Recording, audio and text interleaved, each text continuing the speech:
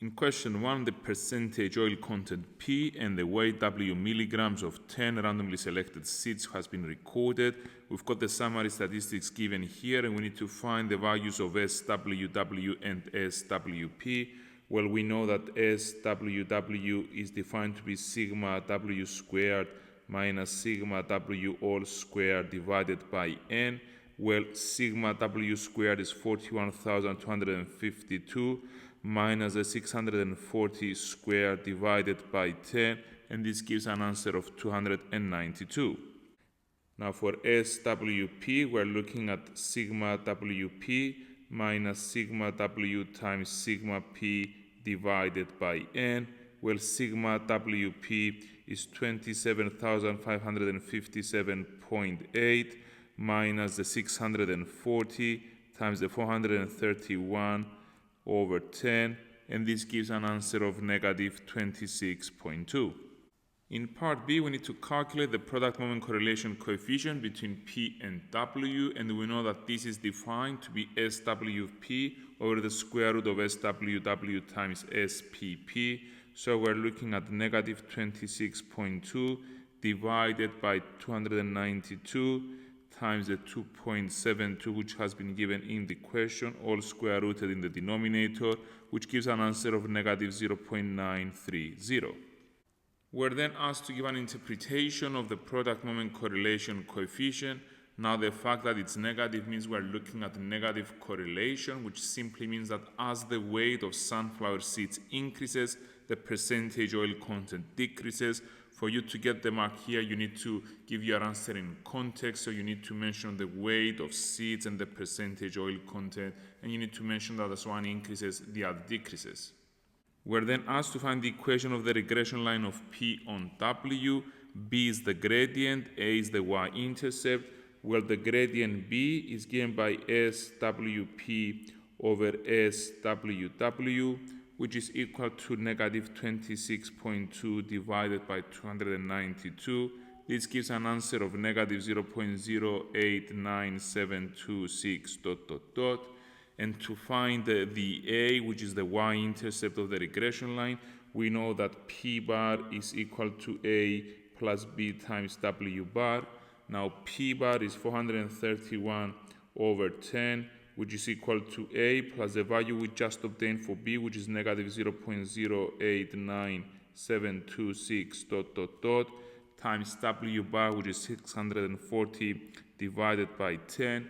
This leads to 43.1 being equal to A minus 5.7424 ... which means that A is 48.8424 ... and therefore we conclude that the equation of the regression line is that P is equal to 48.8 minus 0.0897 W. In part E, we are asked to estimate the percentage oil content for a sunflower seed weighing 60 milligrams. So this simply means that we've got that W is 60. So when W is equal to 60, P is equal to 48.8 minus 0.0897 times 60, which gives an answer of 43.4. In question 2, the time taken to complete the puzzle in minutes has been recorded. The results are summarized in a group frequency distribution and have been represented in a histogram. Now we are told that one of the class intervals has a frequency of 20, and this is shown by a bar of width 1.5 centimeters and height 12 centimeters on the histogram. Additionally, we are told that the total area under the histogram is 94.5 square centimeters, and we need to determine the number of people in the club.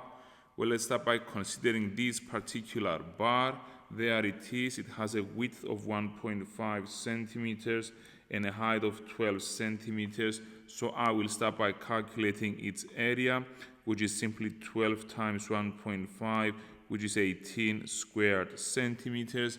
We know that in a histogram, everything revolves around the area, and we have just been told that 18 squared centimeters represents a frequency of 20, so the area is proportional to the frequency. So the total area of 94.5 square centimeters corresponds to the total frequency. So x is going to be 94.5 times 20 over 18. And this gives an answer of 105 people, which is the total number of people in the club. In question 3, we are told that the discrete random variable x has probability distribution given here. So we can see that x can attain the values of 1, 2, 3, 4, and 5, and all possible values have the same probability of appearing, which is 1 over 5. And whereas to write down the name of this distribution, then we're looking at a discrete uniform distribution. Both keywords are needed here. Discrete because it can only take certain values. Uniform because all outcomes are equally likely, so it's a discrete uniform distribution. In part B, we're asked to find the probability of x is 4, and since everything is equally likely, the probability of x being equal to 4 is simply going to be 1 over 5. In C, we need to find capital F of 3. Well, capital F of 3 simply means the probability of x being less than or equal to 3. So this simply means that x could be 1, 2, or 3. So we've got 3 possibilities. Each possibility has a probability of 1 over 5. So in total, we're looking at a probability of 3 over 5.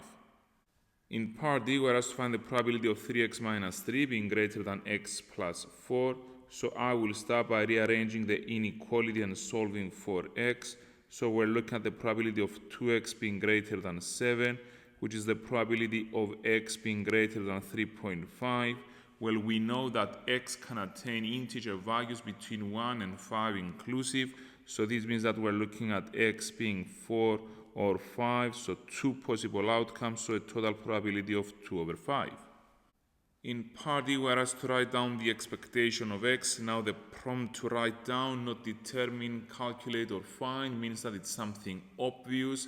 I will be exploiting the symmetry here. I've got 5 values, and all of these values have the same probability, so it must be the case that the mean, the expectation, is halfway through. So I'm going to say simply that by symmetry, the expectation of x is the midpoint, so it's going to be 1 plus 5, the 2 endpoints of the distribution, over 2, which gives an answer of 3. In F, we are asked to find the expectation of x squared, and to do that, I will be squaring each possible outcome of x and multiplying by the associated probability. So it's going to be 1 squared times 1 over 5, plus 2 squared times 1 over 5, plus 3 squared times 1 over 5, plus 4 squared times 1 over 5, plus 5 squared times 1 over 5, and this gives an answer of 11, which is the expectation of x squared. And in G, we are asked to find the variance of x. Well, we know that by definition, the variance of the random variable x is defined to be the expectation of x squared minus the square of the expectation. And we've got both of these quantities. We're looking at 11 minus 3 squared, which gives an answer of 2. And finally, in H, we are told that the expectation of ax minus 3 is 11.4, and we need to determine the variance of ax minus 3. Well, I will start with the first piece of information. The expectation of ax minus 3 is a times the expectation of x minus 3, and this is given to be 11.4. We already know that the expectation of x is 3, so we're looking at 3a minus 3 being 11.4, leading to 3a is 14.4, and we divide both sides by 3, we get that a is 4.8. We can therefore proceed with the variance of ax minus 3. We know that the minus 3 is not affecting the variability, the spread, in any way. However, the a will come out squared because variance is a square quantity. So this is equal to a squared times var x.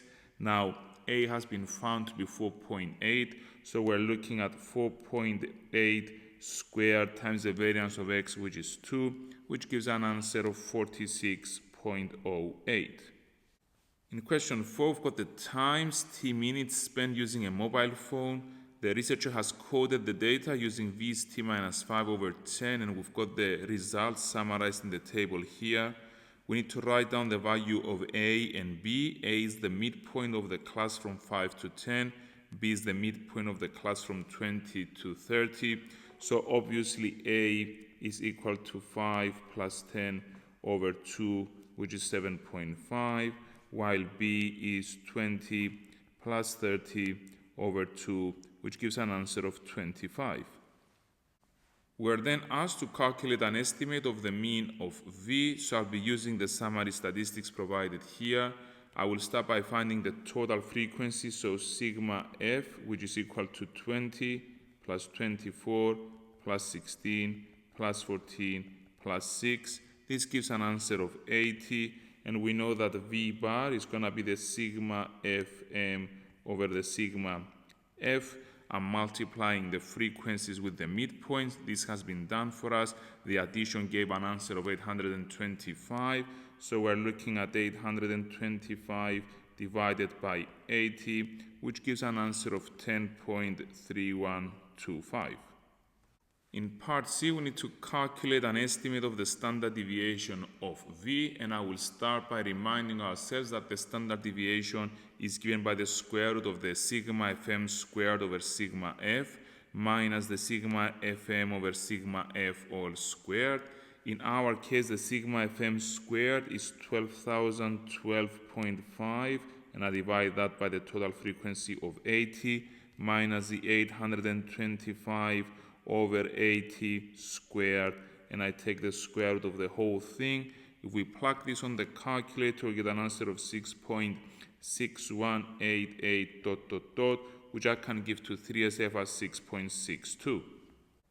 In part D, we're asked to use linear interpolation to estimate the median of V, and I will start by revisiting my table here of frequencies. I will add an extra column of cumulative frequencies, so I'm adding up frequencies as I go down. So it's going to be 20, then 20 plus 24, and so on. So we're looking at 20 plus 24, it's 44, plus 16 is 60, plus 14 is 74, plus 6 is 80. We're trying to estimate the median. We're going to be using interpolation. So I will start by doing n over 2, where n is the total frequency. So 80 over 2, which is equal to 40. And we can see that the 40th observation lies somewhere between 5 and 10.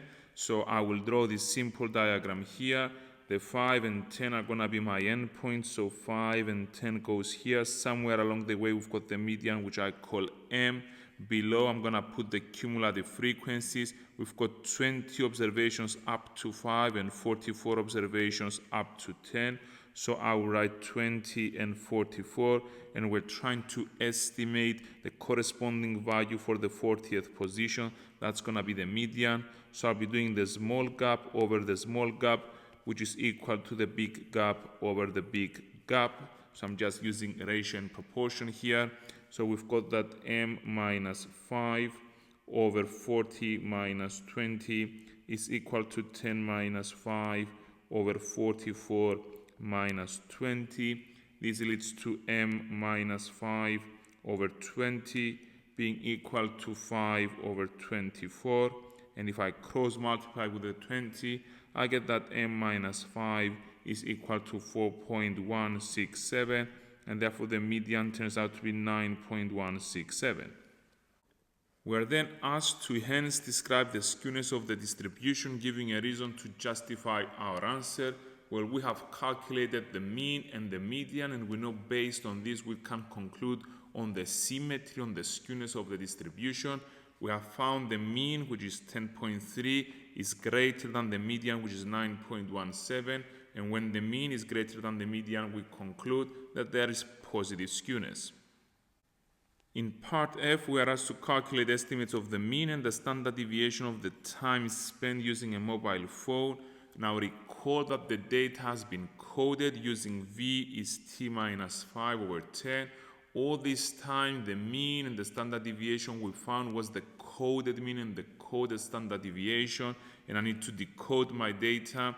Well, I know that the mean is affected in exactly the same way that the coding works. So essentially, we've got that V bar is t bar minus 5 divided by 10. So this means that 10.3125, which was V bar, is equal to t bar minus 5 over 10. Well, if I cross multiply, I get 103.125 being equal to t bar minus 5, and therefore t bar turns out to be 108.125 5, whereas the standard deviation is not affected by adding or subtracting, so the negative 5 is not affecting the spread. However, the over 10 is indeed affecting the standard deviation. So the standard deviation of V is equal to the standard deviation of T over 10. So we're looking at 6.6188 to be sigma T over 10. I will cross multiply to get that 66.2 is the standard deviation of the time spent using a mobile phone. In question 5, we are looking at the biased tetrahedral dies with faces numbered 0, 1, 2, 3. We are rolling this and the number face down is x, and we've got the probability distribution of x here. Now if x is 3, then the final score of the game is 3. However, if x is not 3, then we roll it once more, and the final score is now the sum of the two numbers, and the random variable t is defined to be the final score, and we need to find the probability of t is 2. So we're looking at the game where potentially we could have two rolls, and I will let x1 be the score on the first roll and x2 be the score on the second roll. Now obviously for a total of 2, it must surely be the case that the first one was not a 3.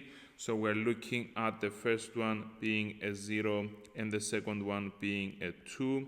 Or alternatively, the first one was a 1 and the second one was a 1 as well.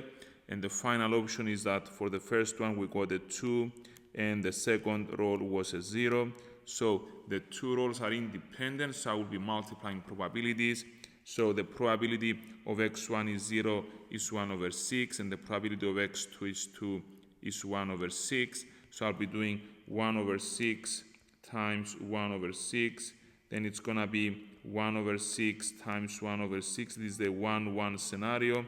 And the 2, 0 scenario is 1 over 6 times 1 over 6 again. And this gives an answer of 1 over 12. We're then asked to find the probability that t is 3. Now things are a bit more complicated because for a total of 3, we also need to consider that it might be the case that the first roll was a 3 and we stopped.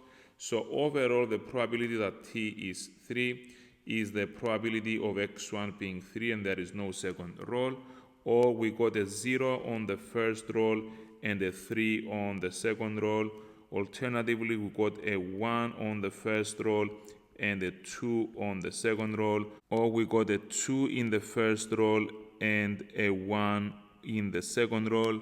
So the probability of x1 is 3 is simply a half. Then I've got 1 over 6 times 1 over 2.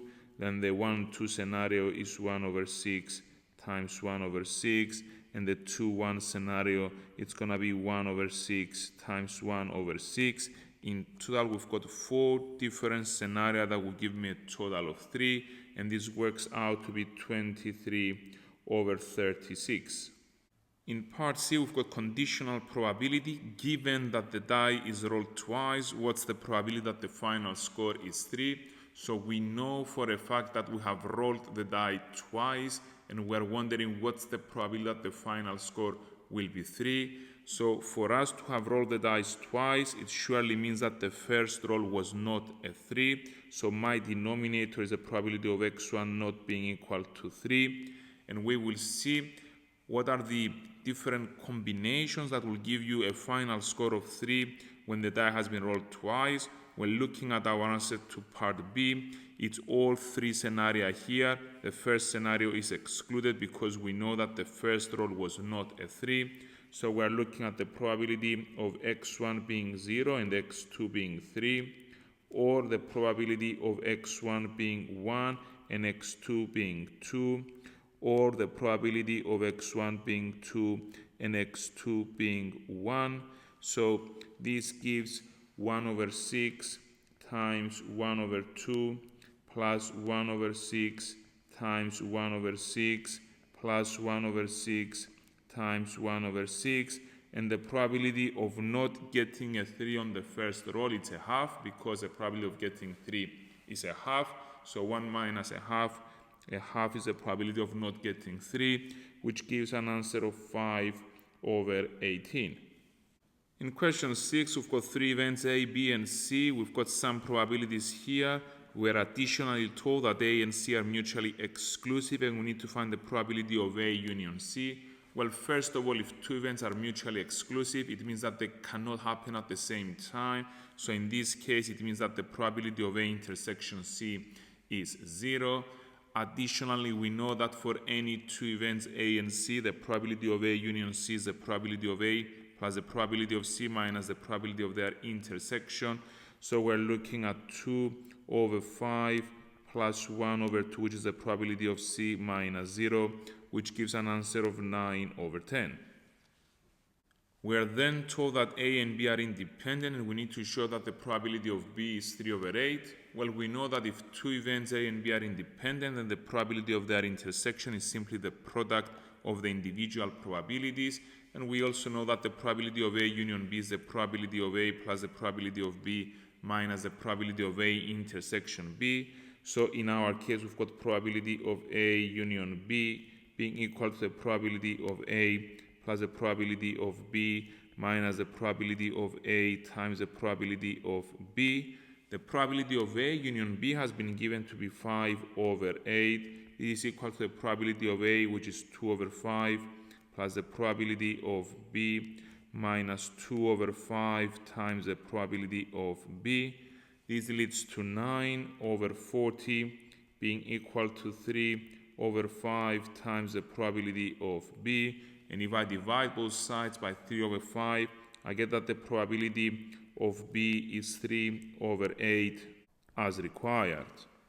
In part C, we need to find the probability of A given B. Well, since the two events are independent, then the probability of A given B is simply the probability of A, which is equal to 2 over 5, which simply means that the occurrence of B tell us nothing about the occurrence or not of A, so it's not affecting the probability of A.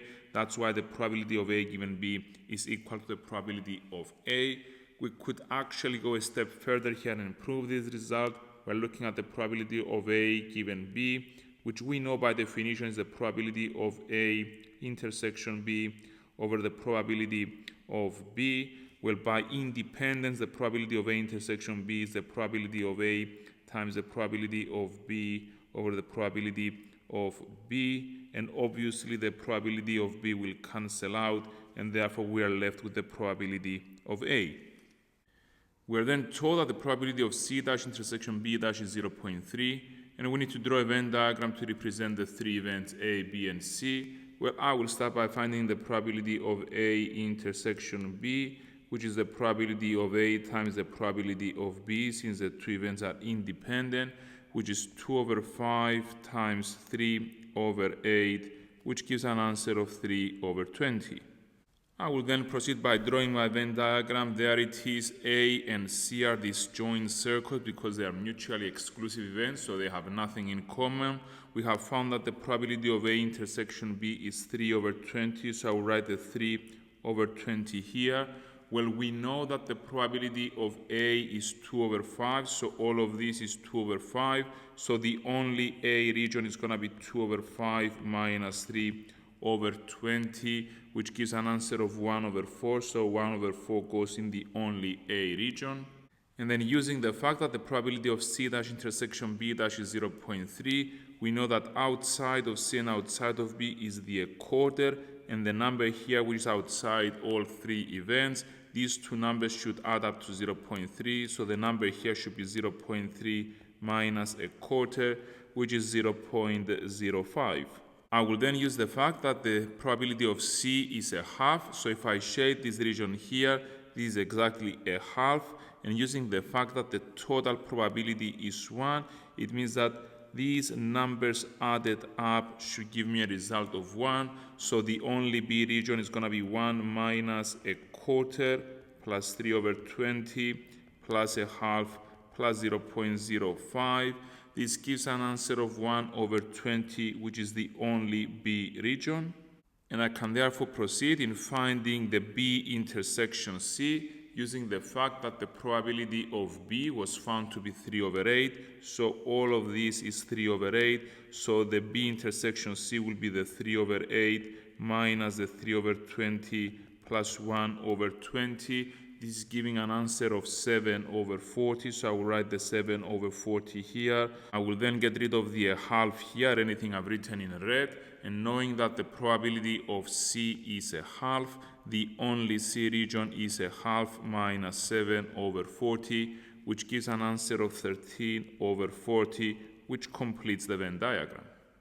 In question 7, we've got a machine filling bottles with water. The volume of water delivered is capital X milliliters, where X follows a normal distribution, with mean 503 and sigma being 1.6. And we're asked to find the probability that X is greater than 505, and then the probability that we're between 501 and 505. So we're following a normal distribution with parameter mu being 503 and sigma being 1.6. We're trying to find the probability that X is greater than 505, and I will start by standardizing. So it's the probability of Z greater than 505 minus the mean of 503 divided by the standard deviation of 1.6. This leads to the probability of Z being greater than 1.25, which I will write as 1 minus the probability of Z less than 1.25. So I can go on the big table of probabilities to find the corresponding probability. Looking at the table for 1.25, we read off the value of 0.8944, which means that the probability we are after is 1 minus 0.8944, which gives an answer of 0.1056. Now, to find the probability that X is between 501 and 505, I will draw my bell-shaped curve, center at 503. We want to be between 501 and 505, and we notice that this interval is symmetric about the mean because 505 is 2 units to the right of the mean, and 501 is 2 units to the left of the mean. And actually, we have already established that the probability of being greater than 505 is 0.1056. And therefore, by symmetry, the probability of being less than 501 will also be 0.1056. And therefore, we can easily conclude that the probability that we're between 501 and 505 will simply be 1 minus the 0.1056 plus the 0.1056, which gives an answer of 0.7888. In part B, we need to find W such that the probability of X being between 1006 minus W and W is 0.9426. Well, I will actually start by noticing that the midpoint of 1006 minus W and W is equal to 503, which is exactly the mean. So we are again looking at a symmetric interval about the mean. And therefore, if we draw a bell-shaped curve, we'll see exactly this situation here. 0.9426 is the central probability here between 1006 minus W and W. So if we look on the left tail here, we've got this tail to be 1 minus the 0.9426 over 2, because I need to split the remaining probability from 1 minus 0.9426 in 2 equal parts in the 2 tails. This gives an answer of 0.0287, and therefore all of this can be summarized into the probability of X being less than W to be equal to 0.0287 plus 0.9426. So I will standardize, I will deduct the mean of 503 and divide by the standard deviation of 1.6. And on the right hand side, we are looking at the probability of 0.9713. So going in the table of values for the normal distribution for 0.9713, we read a corresponding Z-score of 1.90. which means that W minus 503 over 1.6 is equal to 1.90. I will cross multiply, leading to W minus 503 is equal to 3.04, and therefore W is 506.04. We are then told that following adjustments to the machine, the volume is now normally distributed with mu 503 and standard deviation Q. Additionally, we've got that the probability of X being less than R is 0.01, and the probability of X being greater than R plus 6 is 0.05, and we need to find the value of R and the value of Q. So we start with x following normal 503, q squared. We are told that the probability of x being less than r is 0.01, and I will standardize. We are looking at the probability of z less than r minus 503 over q being equal to 0.01. Now the probability of 0.01 is something I'm expecting to find in the small table of values. In order to read off values from the small table, I need to be looking at the greater than direction, so I need to apply two changes. So we've got the probability of z greater than 503 minus r over q being equal to 0.01. So going to the table of values, the small table, the 0.01 gives me a z-score of 2.3263, which means that 503 minus r over q is equal to 2.3263. If we cross multiply, we get that 503 minus r is 2.3263q, and therefore 503 minus the 2.3263q is equal to r. Now we were also told that the probability of x being greater than r plus 6 is 0.05.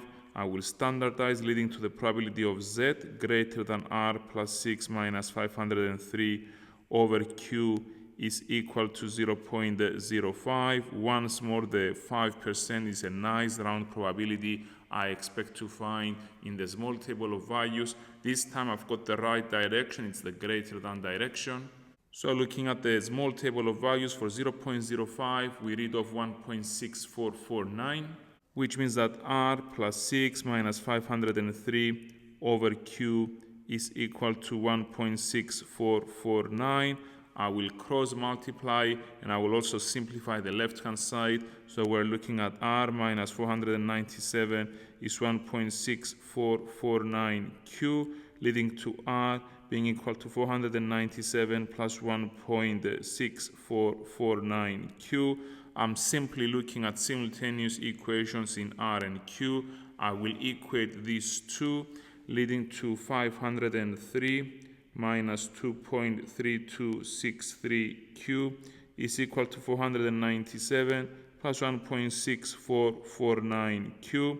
I will be collecting the numbers on the left hand side and the q's on the right hand side, leading to 6 is equal to 3.9712q. And if I divide both sides by 3.9712, I get 1.5108 ... for the value of q. Now the thing missing here is to replace q into the equation here. Therefore we get that r is equal to 497 plus 1.6449 times 1.5108 ... This gives an answer for r, which is 499.4852 ... And therefore we conclude that to 3SF q is 1.51 and r is 499.